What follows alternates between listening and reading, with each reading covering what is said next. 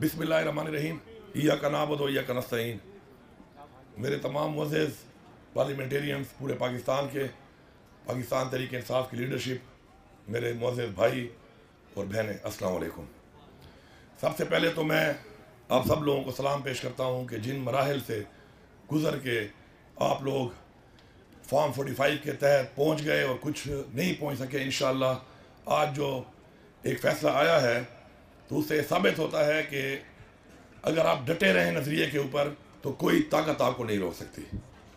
और इंशाअल्लाह जो बाकी हमारे भाई हैं, बहनें हैं, इंशाअल्लाह हम उनको यकीन दिलाते हैं कि हमारे मकसद में जिस तरह इमरान ख़ान को हमने सबसे पहले आज़ाद कराना है, साथ ही इमरान ख़ान ने कहा कि मुझे पहले अपना मैंडेट मिलेगा, मैंडेट मैं लेके रहूँगा। तो इमरान ख़ान कह रहा है कि मैंडेट लेगा तो हम मैंडेट लेके रहेंगे।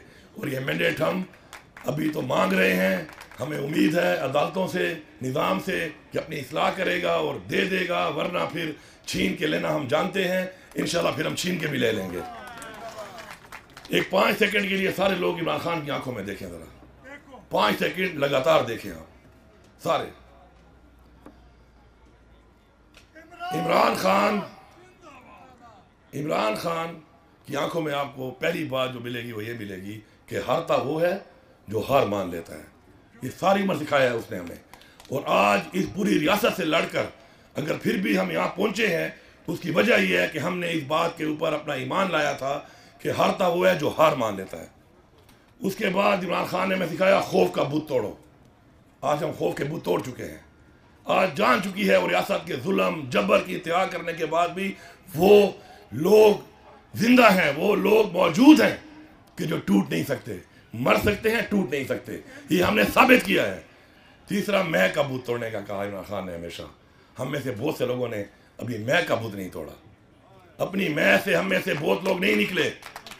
मैं सबसे रिक्वेस्ट करता हूं कि मैं का बुत भी तोड़ दो। मैं का बुत तोड़ो। अगर आपकी तनकीद से इमरान खान की काज को नुकसान पहुंच रहा है तो आप ज्यादती कर रहे हैं, आपकी किसी से नहीं बनती। लेकिन अगर आप उस अपनी ज़ात की वजह से, अपनी मैं की वजह से कोई ऐसी तनकीद करते हैं या अपनी ज़ाती अना को आप तस्कीन पहुंचाते हैं और उससे इमरान खान की काज को नुकसान हो रहा है, तो हम कभी भी ऐसे शख्स को भी माफ़ नहीं करेंगे। ये भी मैं बरमला यहाँ पे कह रहा हूँ। वो हमारा उतना ही बड़ा मुजरिम है जितने मुजरिम हमारे ये बाकी लोग हैं। अब चूँकि वक्त कम है, मैं तो 2-3 बातें आपको बताना चाहता हूँ कि हमारे कराची के भाई ने कहा कि सिंध हाउस में हमारे MPS को नहीं छोड़ा गया, तो बिलावल तेरा गवर्नर भी KP हाउस में नहीं घुसेगा। तेरा गवर्नर जो है वो KP हाउस में नहीं आएगा। मैं तुझे दिखाऊंगा यहाँ पर कि तेरा गवर्नर KP हाउस में नहीं आएगा। उसके लिए गवर्नर हाउस बना ले या सिंध हाउस में जगह दे दे उसको। ये रवैया अगर तुम समझते हो तुम इख्तियार करोगे, पूरे पाकिस्तान तुम्हारी मलकियत है, ये तुम्हारी भूल है, ये तुम्हारी भूल है। और फिर अगर मैंने तुम्हें ये कह दिया कि तू फिर गवर्नर हाउस आके दिखा मुझे, तेरे अपने गवर्नर के होते हुए, तो फिर मैं तुझे चैलेंज करूंगा, तू फिर आके दिखा मुझे। ये कोई रवैया नहीं है, ये कोई तरीका नहीं है। अगर तुम ये समझते हो कि तुम मुझे उठा के कराची ले गए थे, मुझे मजबूर ना करो, तुम्हारे बंदे उठा के मैं KP ला सकता हूं। हम पाकिस्तान के आइन की पासदारी करते हैं, कानून का एहतराम करते हैं। हमें इस शख्स इमरान खान ने ये चीज सिखाई है। आज वो जेल में है, वो जिस दिन हुक्म देगा फिर तुम्हें हम बताएंगे कि उसके हुक्म के बाद अब होता क्या है। उसके हुक्म का इंतजार सिर्फ और सिर्फ हमारे और तुम्हारे दरमियान रुकावट है। ये मैंडेट चोरी करके जो तुम आए हो और जो तुम्हें लाए हैं, उनको एक पैगाम है, बड़ा खुला पैगाम है कि तुम्हारी तो जितनी ताकत थी हम देख चुके हैं। अब तो तुम हमारे सामने एक्सपोज हो चुके हो। इसके बाद तुम एक काम कर सकते हो और वो है कि तुम मार सकते हो जान से। और ये हमारा ईमान है कि मौत अल्लाह के हाथ में है। जितना दुखाना था, जितना तड़पाना था, जितनी बेइज्जती करनी थी, घरों में घुसना था, बेपर्दगी करनी थी, जबर करना था, टॉर्चर करना था, वो तुम कर चुके हो। अब इसके बाद तुम्हारे पास सिर्फ और सिर्फ एक चीज है और वो उसे तुम हमें डरा नहीं सकते, क्योंकि वो मौत है। और मौत सिर्फ अल्लाह के हाथ में है। और अल्लाह के हाथ में अगर मौत है तो अगर हमारा वक्त मुकर्रर है, हमारा ईमान है, फिर तुम्हारा वक्त भी मुकर्रर है। जरा उसको भी सोचो, फिर वो वक्त तुम्हारे पे भी आ सकता है, क्योंकि वक्त तो मुकर्रर है। تو میں یہ میسج دیتا ہوں، جس طرح عمر ایوب صاحب نے بات کی کہ 9 مئی کے اوپر آپ جھنڈا لہرائیں تحریک انصاف کا، تحریک انصاف کے جھنڈے کے ساتھ، تحریک انصاف کے جھنڈے کے ساتھ پاکستان کا جھنڈا ایک ہی ڈنڈے پہ لگا لو۔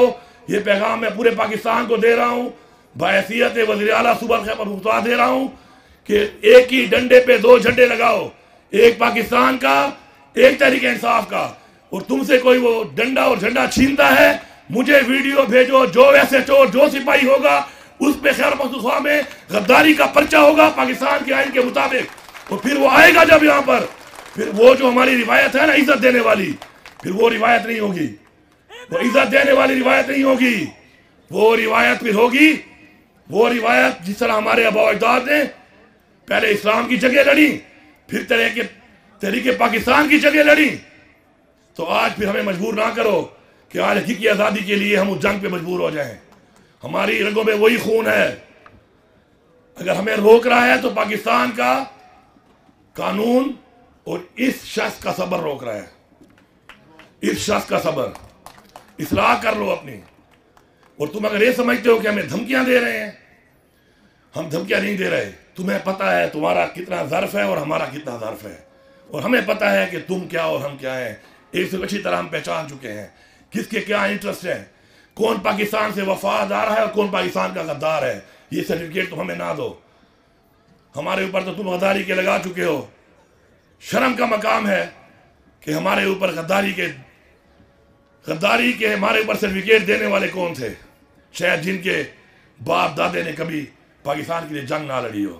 مجھے بیچ میں ایک جگہ پر موقع ملا، میں نے بات کی، میں نے کہا میرے آباء و اجداد نے تحریک پاکستان کی جنگ لڑی، پاکستان کی 2 جنگیں ہوئی، دونوں میرے باپ نے لڑی، پھر کارگل کی جنگ ہوئی وہ میرے بھائی نے لڑی۔ آپ نے میرا فوٹو لگایا دیوار کے اوپر کہ غدار وطن۔ تم مجھے بتاؤ گے تمہارے باپ نے کون سی جنگ لڑی ہے اور تم نے کون سی جنگ لڑی ہے؟ تم کون سی جنگ لڑے ہو؟ زیادہ تر تو وہ لوگ بیٹھے ہو کہ جنگ لڑی ہی نہیں ہے، لڑی ہے تو ہمارے ساتھ لڑی ہے، مظلوموں کے ساتھ لڑی ہے، نہتوں کے ساتھ لڑی ہے۔ تو یہ غداری کے سرٹیفکیٹ، اس طرح کے حرکات اور جو مسلط کیا ہے، جن لوگوں کو مسلط کیا گیا ہے، وہ کون ہے؟ وہ تھارو برینڈ گھوڑے نہیں ہیں، نہ تھارو برینڈ گھوڑی ہیں، وہ لولے لنگڑے ہیں۔